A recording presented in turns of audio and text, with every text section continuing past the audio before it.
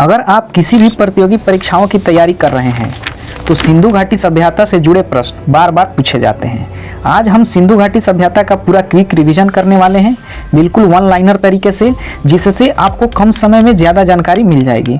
और वीडियो के अंत में हम एक MCQ टेस्ट भी लगाएंगे ताकि हम जान सके कि एग्जाम में प्रश्न कैसे बनते हैं। नमस्कार साथियों, मैं आपका भाई और स्वागत है आपका अपना YouTube चैनल सरल गणित शाला में। तो चलिए बिना समय गंवाए शुरू करते हैं। तो साथियों, पहले हम एक नज़र डाल लेते हैं प्रमुख पुस्तकें और लेखक पे। पहला प्रश्न है अर्थशास्त्र पुस्तक। अर्थशास्त्र पुस्तक के लेखक कौन है? चाणक्य हैं। इन्हें विष्णुगुप्त और कौटिल्य भी कहा जाता है। देखिए, ये प्रश्न यहाँ से बार बार बनते हैं कि चाणक्य को और किन नामों से जाना जाता है, तो विष्णुगुप्त तथा कौटिल्य। अर्थशास्त्र का संबंध किससे है? तो अर्थशास्त्र का संबंध राजनीति शास्त्र से है, जिसमें मौर्यकालीन इतिहास का वर्णन है। ठीक, समझ गए? अर्थशास्त्र का संबंध मूलतः किस विषय से है? राजनीति शास्त्र से है। इसमें मौर्यकालीन इतिहास का वर्णन है। कश्मीर के राजाओं का इतिहास वर्णन करने वाली पुस्तक राजतरंगिणी के लेखक कौन है? तो राजतरंगिणी के लेखक कौन है? कल्हड़ है। ये भी क्वेश्चन कई बार रिपीट हो चुका है कि राजतरंगिणी के लेखक कौन है? कल्हड़ है। इसमें क्या वर्णन है? तो कश्मीर के राजाओं का इतिहास वर्णन है। ठीक, देखिए अगला प्रश्न क्या है? संस्कृत व्याकरण ग्रंथ अष्टधाई के लेखक कौन है? अष्टधाई के लेखक कौन है? पाणिनि है। ये भी क्वेश्चन बार बार रिपीट हो चुका है कि अष्टधाई के लेखक कौन है? पाणिनि है। ये क्या है? संस्कृत व्याकरण ग्रंथ है। ठीक, अब सबसे प्राचीन स्मृति मानी जाती है, कौन सी स्मृति मानी जाती है? मनु स्मृति मानी जाती है। सबसे प्राचीन स्मृति मनु स्मृति, और इनके लेखक कौन है? मनु ही है इनके लेखक। ठीक, अगला प्रश्न है कथा सरित सागर, जिसकी रचना किसने किया है? सोमदेव ने। कथा सरित सागर मूल रूप से किस भाषा में लिखी गई है? तो कथा सरित सागर जो है संस्कृत भाषा में लिखी गई है और इसके लेखक कौन है? सोमदेव हैं। ठीक, अगला प्रश्न है तमिल भाषा का सबसे प्राचीन महाकाव्य शिल्पपादिकारम किसने लिखा था? तमिल भाषा का सबसे प्राचीन महाकाव्य कौन है? शिल्पपादिकारम, जिसका अर्थ है रतन जड़ित पायल। और इसको किसने लिखा था? इलांगो आदिगल ने 5वीं एवं 6ठी शताब्दी में।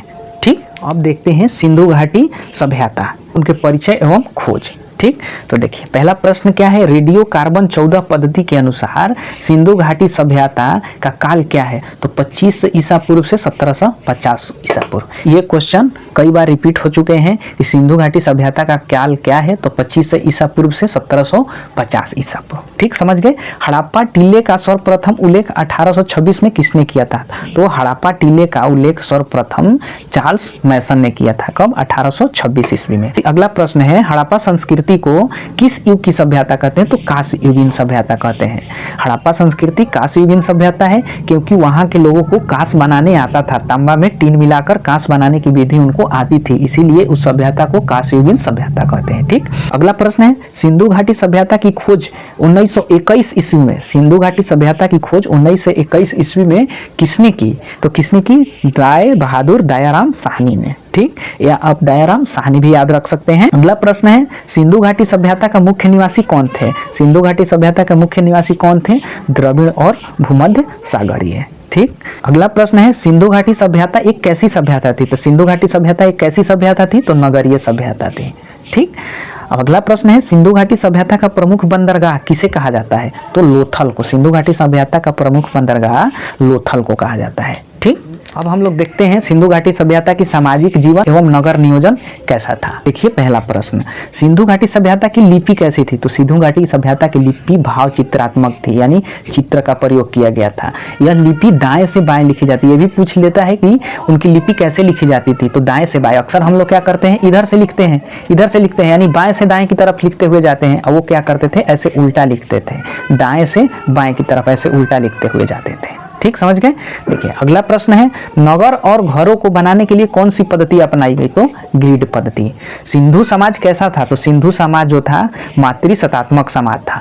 ठीक, अगला प्रश्न है सिंधु घाटी के लोग मिठास के लिए किसका प्रयोग करते थे? तो शहद का प्रयोग करते थे। ठीक, समझ गए? अगला प्रश्न ये है कि सैंधवासी यानी कि सिंधु घाटी के लोग तौल में किस इकाई का प्रयोग करते थे? तो दशमलव इकाई का, दशमलव प्रणाली का उपयोग करते थे 16 के अनुपात में। ठीक, अगला प्रश्न है घोड़े की लघु मृण मूर्ति कहाँ से प्राप्त हुई? तो लोथल से प्राप्त हुई। मृण मूर्ति का मतलब है मिट्टी की मूर्ति। कहीं प्रश्न ऐसे भी आ जाए कि घोड़े की बनी मिट्टी की मूर्ति कहाँ से प्राप्त हुई, तो लोथल से। ठीक, अगला प्रश्न है जुते हुए खेत और नक्काशीदार ईंटों के साक्ष्य कहाँ से मिले, तो कालीबंगा से मिले। ठीक, अगला प्रश्न है हड़प्पा में पक्की ईंटों की बनी जल निकासी यानी कि नलियों का उल्लेख किसने किया, तो अर्नेस्ट मैके ने किया था। हड़प्पा में पक्की ईंटों से बनी जल निकासी का उल्लेख किसने किया था, अर्नेस्ट मैके ने किया था 1948 ईस्वी में। ठीक, अब हम लोग अगला देखते हैं कि सिंधु घाटी सभ्यता के प्रमुख स्थल एवं नदियां। तो देखिए हड़प्पा जो है पाकिस्तान में है,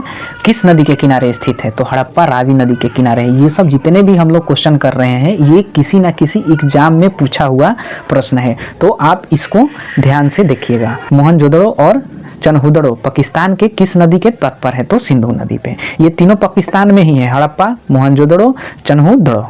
ठीक, अब देखिए कालीबंगा, कालीबंगा राजस्थान के किस नदी के किनारे स्थित है, कालीबंगा कहाँ है, राजस्थान में है। और राजस्थान में किस नदी के किनारे स्थित है, तो घग्गर नदी के किनारे है।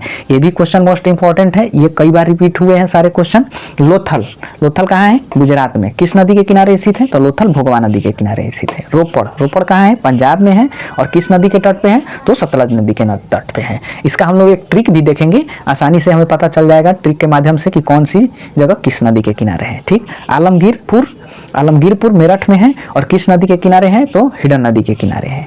ठीक, अगला प्रश्न सुतका गेंडोर कहाँ है, पाकिस्तान में है। और किस नदी के किनारे है, तो दासक नदी के किनारे है। ठीक, अब कुछ अन्य प्रमुख स्थल एवं स्थिति कि कौन सा कहाँ है, तो रंगपुर और धौलावीरा कहाँ है, तो रंगपुर और धौलावीरा गुजरात में है। ठीक, बनावली और राखीगढ़, बनावली और राखीगढ़ कहाँ स्थित है, तो बनावली और राखीगढ़ हरियाणा में स्थित है।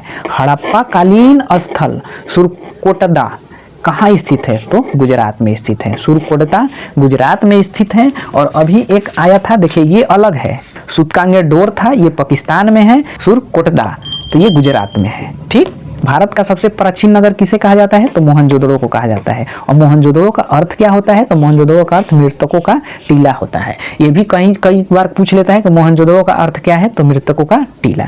मोहनजोदड़ो से प्राप्त सबसे बड़ी इमारत कौन सी है, तो अन्नागार, जिसमें वो लोग अन्न रखते थे। सबसे बड़ी इमारत कौन थी, अन्नागार। एक कांस्य की नर्तकी यानी कि डांसिंग गर्ल की मूर्ति कहाँ से मिली, तो मोहनजोदड़ो से मिली है। ठीक, कांस्य की नर्तकी की मूर्ति कहाँ से मिली, तो मोहनजोदड़ो से मिली। सिंधु घाटी सभ्यता के मोहनजोदड़ो से एक अद्भुत निर्माण मिला। कौन सा अद्भुत निर्माण रहा, विशाल स्नानागार। देखिए यहाँ सबसे बड़ी इमारत अन्नागार यानी अन्न रखने का, और सबसे अद्भुत निर्माण विशाल स्नानागार। ठीक, अब हम लोग देखते हैं मोहनजोदाड़ो एवं अन्य साक्ष्य। तो पहला प्रश्न क्या है कि हड़प्पा कालीन स्थल मोहनजोदाड़ो पाकिस्तान के किस प्रांत में है, तो मोहनजोदाड़ो देखिए कहाँ है, पाकिस्तान में है। और पाकिस्तान के किस प्रांत में है, तो सिंध प्रांत में है। और सिंध प्रांत के किस जिले में है, तो लकराना जिले में है। ये आपको तीनों चारों चीजें याद रखनी है। ठीक, मोहनजोदाड़ो कहाँ है, तो पाकिस्तान में है। पाकिस्तान के किस प्रांत में है, तो सिंध प्रांत में है। सिंध प्रांत के किस जिले में है, लकराना जिला में है। और कौन सी नदी पे है, तो सिंधु नदी में है। तो सिंध प्रांत, सिंधु नदी, लकराना जिला, पाकिस्तान। ठीक, समझ गए। चलिए अगला देखते हैं, किस स्थल को सिंध का बाग कहा जाता है, गार्डन ऑफ सिंध, तो मोहनजोदड़ो को। ठीक, हड़प्पा सभ्यता के दक्षिणम स्थल दैमाबाद, ये भी ऐसे भी प्रश्न पूछ सकता है कि हड़प्पा सभ्यता के दक्षिणम स्थल कौन सा है, तो दैमाबाद कहाँ है, तो महाराष्ट्र में है। वहां से क्या मिला, तो रथ की मूर्ति या प्रतिमा। ठीक, हड़प्पा कालीन सभ्यता का दक्षिणम स्थल कहाँ है, दैमाबाद में है, जो कि महाराष्ट्र में है। वहां से क्या मिला है, रथ की मूर्ति या प्रतिमा। हड़प्पा सभ्यता के लोगों की मुख्य फसलें कौन सी थी, गेहूं और जौ। ठीक, ये सूती एवं ऊनी वस्त्रों का प्रयोग करते थे। ठीक, सूती एवं ऊनी वस्त्रों का प्रयोग करते थे। अग्नि कुंड यानी फायर अलर्ट्स का साक्ष्य कहाँ से मिला, तो हड़प्पा सभ्यता में अग्नि कुंड के साक्ष्य जो है लोथल और कालीबंगा से मिला है। जो लोथल कहाँ है, लोथल गुजरात के भोगवा नदी में है। और कालीबंगा कहाँ है, तो कालीबंगा राजस्थान के घग्गर नदी पे है। ठीक, कालीबंगा का शाब्दिक अर्थ क्या होता है, तो कालीबंगा का शाब्दिक अर्थ होता है काली चूड़िया। ये भी प्रश्न पूछ सकता है कि कालीबंगा का शाब्दिक अर्थ क्या है, तो काली चूड़िया। अब हम लोग देखते हैं कि सिंधुवासी जो थे उद्योग क्या करते थे, उनकी मोहरें क्या थी और पूजा किन की करते थे। ठीक, तो देखिए मनके बनाने के कारखाने कहाँ से प्राप्त हुई, मनके बनाने के कारखाने कहाँ से प्राप्त हुई, लोथल एवं मोहनजोदड़ो से। ठीक। चावल के साक्ष्य कहाँ से मिले हैं? तो चावल के साक्ष्य लोथल से मिले हैं। ठीक, ये सब मोस्ट इंपॉर्टेंट क्वेश्चन है। हड़प्पा की मोहरों पर सबसे ज्यादा किस पशु का चित्र मिलता है? तो हड़प्पा सभ्यता की मोहरों पर एक सींग वाला पशु यूनिकॉर्न का मिलता है। एक सींग वाला पशु, ठीक, एक सींग वाला पशु भी आप बोल सकते हैं, एक सींग वाला बैल भी बोल सकते हैं। हड़प्पा कालीन मोहरें किसकी बनी हुई थी? जो मोहर थी किसकी बनी हुई? सेलखड़ी पत्थर की बनी हुई थी। ठीक। सिंधु घाटी सभ्यता के लोग किसकी पूजा करते थे? तो मारुति देवी की पूजा करते थे। तो हम लोगों को तो ऐसे भी पता है कि सिंधु घाटी सभ्यता जो थी मारुति सतात्मक थी, यानी कि वहां माता की पूजा होती थी, यानी मारुति देवी की पूजा करते थे। ये लोग मनोरंजन के लिए क्या करते थे? तो मनोरंजन के लिए मछली पकड़ना, शिकार करना, पासा खेलना और पशु पक्षियों को आपस में लड़ाना इनका मनोरंजन का मुख्य साधन था। सिंधु घाटी वासियों को किस हथियार का ज्ञान नहीं था? तो देखिए तलवार का उनका ज्ञान नहीं था। ठीक, समझ गए, सिंधु घाटी वासियों को तलवार का ज्ञान नहीं था। अब हम लोग देखते हैं कि सिंधु घाटी सभ्यता की कला क्या था और सभ्यता का पतन कैसे हो गया। तो देखिए सिंधु घाटी सभ्यता में आग में जो पकी रहती हुई मिट्टी, उसको क्या कहा जाता है? तो उसको कहा जाता था टेराकोटा। ठीक, सिंधु घाटी सभ्यता के लोग बर्तन किस मिट्टी से बनाते थे? तो लाल मिट्टी से बनाते थे। ठीक, उस पर काले रंग से डिजाइन करते थे, इनकी मुख्य कला थी। सिंधु घाटी के जो लोग थे लाल मिट्टी के बर्तन बनाते थे और उस पर काले रंग से डिजाइन करते थे। ठीक, सिंधु घाटी सभ्यता के विनाश का प्रमुख कारण क्या था? तो सिंधु घाटी सभ्यता के विनाश का प्रमुख कारण बाढ़ था। ठीक, समझ गए। एक बार हम लोग उनकी प्रमुख स्थल और नदियां का एक जगह ही देख लेते हैं। तो देखिए हड़प्पा कहाँ है? पाकिस्तान में है, रावी नदी के तट पे। मोहनजोदड़ो और चनहुदड़ो ये कहाँ है? ये भी पाकिस्तान में है, ये सिंधु नदी के तट पे है। ठीक, कालीबंगा कहाँ है? राजस्थान में है और घग्गर नदी पे है। ठीक, लोथल कहाँ है? तो लोथल गुजरात में है और भोगवा नदी पे है। ठीक, रोपड़ कहाँ है? पंजाब में है और सतलज नदी पे है। ठीक, आलमगीरपुर कहाँ है? मेरठ में है, हिडन नदी पे है। और सुबकांगेडोर कहाँ है? ये भी पाकिस्तान में है और दासक नदी पे है। ठीक, तो पाकिस्तान में कौन कौन सी चीजें हो गई? हड़प्पा, मोहनजोदड़ो, चनहुदड़ो और सुबकांगेडोर, ये पाकिस्तान में हो गई। ये सब इंडिया में है। तो कालीबंगा कहाँ है? राजस्थान में, लोथल गुजरात में, रोपड़ पंजाब में, आलमगीर मेरठ में। ठीक, समझ गए। अब इसका हम लोग थोड़ा सा ट्रिक देख लेते हैं। तो देखिए इसकी ट्रिक ये है, कविता जैसा याद करना है कि रावी पे हड़प्पा बोला, सिंधु में मोहन डोला, घग्गर पर काली बैठी, भोग लगा लोथल में जब सतलुज रोपण बोला, हिंडन आलम डोला, दासक किनारे सुतका सोला। देखिए रावी पे हड़प्पा बोला, यानी हड़प्पा कौन? रावी नदी के किनारे स्थित है। सिंधु में मोहन डोला, मोहनजोदड़ो सिंधु नदी पे है, मोहनजोदड़ो और चनहुदड़ो दोनों सिंधु नदी पे है। ठीक, घग्गर पर काली बैठी, काली बंगा जो है घग्गर नदी पे है, और जब बैठ गई तो बैठ के चल दी, तो जरूर है कि अब चलते चलते भूख लगा होगा, तो भोग लगा लोथल में, यानी लोथल जो है भोगवा नदी के किनारे है। जब सतलुज रोपण बोला, रोपण जो है सतलुज नदी पे है, जब सतलुज रोपण बोला तब भोग लगा लोथल में, यानी भोग लगा लोथल में कब? जब सतलुज रोपण बोला। हिंडन आलम डोला, जब बोला तो हिंडन आलम डोला, यानी आलमगीर जो है हिडन नदी पे है, दासक किनारे सुतका सोला, यानी सुतकांग डोर जो है दासक नदी पे है। ठीक, आप ऐसे याद कर सकते हैं कि रावी पे हड़प्पा बोला, सिंधु में मोहन डोला, घग्गर पर काली बैठी, भोग लगा लोथल में जब सतलुज रोपण बोला, हिंडन आलम डोला, दासक किनारे सुतका सोला। ठीक, ये थे ट्रिक। अब एक बार हम लोग इकट्ठे देख लेते हैं कि कहाँ क्या चीज है। सिंधु घाटी सभ्यता से जुड़े गुजरात में रंगपुर पूछ देगा, रंगपुर कहाँ है, धौलावीरा कहाँ है, सुरकोटता कहाँ है और लोथल कहाँ है, तो ये गुजरात में है। आपको ऑप्शन ऐसे भी दे सकता है कि इनमें से कौन सा सिंधु घाटी सभ्यता का प्रमुख स्थल भारत में नहीं है या गुजरात में नहीं है। तो आपको याद रखने हैं कि गुजरात में कौन कौन से हैं प्रमुख स्थल। तो रंगपुर है, धौलावीरा है, सुरकोटता है और लोथल है। ठीक, इसी तरह हरियाणा में क्या है? हरियाणा में बनावली है और राखीगढ़ी है। ठीक, पाकिस्तान में क्या क्या है? पाकिस्तान में हड़प्पा है, मोहनजोदड़ो है और चनहुदड़ो है। ठीक, और एक क्या था? सुतकांगेडोर। ये सब कहाँ है? ये सब पाकिस्तान में है, हड़प्पा, मोहनजोदड़ो, चनहुदड़ो और सुतकांगेडोर। ठीक, और सबसे दक्षिणतम स्थल दैमाबाद है जो महाराष्ट्र में है। ठीक, अब एक बार देख लेते हैं लोथल और कालीबंगा से क्या क्या मिला। तो देखिए लोथल क्या था? प्रमुख बंदरगाह था। लोथल कहाँ है? भोगवा नदी पे है और गुजरात में है। ठीक, लोथल से देखिए चावल के साक्ष्य मिले हैं, घोड़े का लघु मृण मूर्ति मिली है, यानी मिट्टी की मूर्ति मिली है। ठीक, और मन के बनाने के कारखाने मिले हैं और अग्नि कुंड मिले हैं। ठीक। ठीक। और मनके बनाने के जो कारखाने हैं चनहुदड़ों से भी मिले हैं। अब हम लोग देखते हैं कालीबंगा राजस्थान में है, घग्गर नदी पे है। और कालीबंगा का अर्थ क्या होता है? काली चूड़िया। कालीबंगा का अर्थ क्या होता है? काली चूड़िया। यहाँ से क्या क्या साक्ष्य मिले हैं? जुते हुए खेत का साक्ष्य मिला है, नक्शादारी ईंट मिला है और अगिन कुंड मिला है। तो देखिए अगिन कुंड दो जगह से मिला है, लोथल से भी और कालीबंगा से भी। ठीक। अन्य महत्वपूर्ण अवशेष क्या रहे? देखिए चनहुदड़ो, यहाँ से मनके बनाने के कारखाने मिले हैं। चनहुदड़ो कहाँ है? पाकिस्तान में है और पाकिस्तान के सिंधु नदी पे है। दैमाबाद सबसे दक्षिण स्थल महाराष्ट्र में है। यहाँ से क्या मिली है? रथ की मूर्ति या प्रतिमा मिली है। ठीक। मोहरों पर चित्र किसके रहते थे? एक सिंग वाले पशु का रहता था। ठीक। मोहरों की सामग्री किसकी बनी होती थी? तो सेलखड़ी पत्थर की। समझ गए? तो साथियों ये थे सिंधु घाटी सभ्यता के महत्वपूर्ण वन लाइनर प्रश्न जो बार बार परीक्षाओं में रिपीट होते हैं। तो चलिए शुरू करते हैं एमसीक्यू राउंड और देखते हैं अपना स्कोर। पहला प्रश्न क्या कह रहा है कि प्राचीन भारतीय ग्रंथ अर्थशास्त्र का मुख्य प्रतिवाद किस विषय से है? अर्थशास्त्र का मुख्य प्रतिवाद किस विषय से है? जल्दी से बताइए। ऑप्शन है आयुर्वेद और चिकित्सा, अर्थव्यवस्था और कर्ण प्रणाली, राजनीति शास्त्र और शासन कला, और धार्मिक अनुष्ठान और दर्शन। अभी हम लोगों ने पढ़ा कि अर्थशास्त्र पुस्तक के लेखक चाणक्य हैं और चाणक्य को विष्णुगुप्त और कौटिल्य के भी नाम से जाना जाता है। और अर्थशास्त्र पुस्तक जो है मुख्यतः क्या है? राजनीति शास्त्र से संबंधित है। यानी आपका ऑप्शन क्या हो जाएगा? सी, राजनीति शास्त्र और शासन। ठीक, समझ गए? कश्मीर के राजाओं का इतिहास का विस्तृत वर्णन करने वाली पुस्तक राजतरंगिणी के लेखक कौन है? तो राजतरंगिणी के लेखक कौन है? जल्दी से बताइए। पाणिनि, सोमदेव, इंगालो आदिगल या कलहण? तो राजतरंगिणी के लेखक कौन है? तो राजतरंगिणी के लेखक कलहण है। जिसमें क्या लिखा हुआ है? जिसमें कश्मीर के राजाओं का इतिहास लिखा हुआ है। और पाणिनि कौन से पुस्तक लिखे थे? तो पाणिनि जो थे अष्टधाई लिखे थे। ठीक। और सोमदेव कौन सी पुस्तक लिखे थे? तो कथा सरित सागर लिखे थे, जो कि संस्कृत भाषा में थी। और इलांगो आदिगल कौन सी पुस्तक लिखे थे? तो इलांगो आदिगल जो थे शिल्प पादिकारम लिखे थे तमिल भाषा में। ठीक, समझ गए? तो अगला क्वेश्चन क्या है कि सिंधु घाटी सभ्यता को कांस्य युगीन सभ्यता कहा जाता है क्योंकि उस समय के लोग किस तकनीक को जानते थे? तो आप बताइए किस तकनीक के लोग जानते थे? सोने में तांबा मिलाकर आभूषण बनाना, कि लोहे में कार्बन मिलाकर इस्पात बनाना, कि मिट्टी को उच्च तापमान पर पकाकर टेराकोटा बनाना, कि तांबे में टीन मिलाकर कांसा बनाना। देखिए मिट्टी को उच्च तापमान पर मिलाकर टेराकोटा बनाना ये भी कह सकते हैं, लेकिन क्वेश्चन को देखिए, क्वेश्चन में क्या लिखा है? कांस्य युगीन सभ्यता क्यों कहते थे? तो कांस्य युगीन सभ्यता क्यों कहते थे? क्योंकि कांसा बनाते थे। कांसा जो है तांबा और टीन मिलाकर बनता है, यानी ऑप्शन नंबर आपका हो जाएगा डी।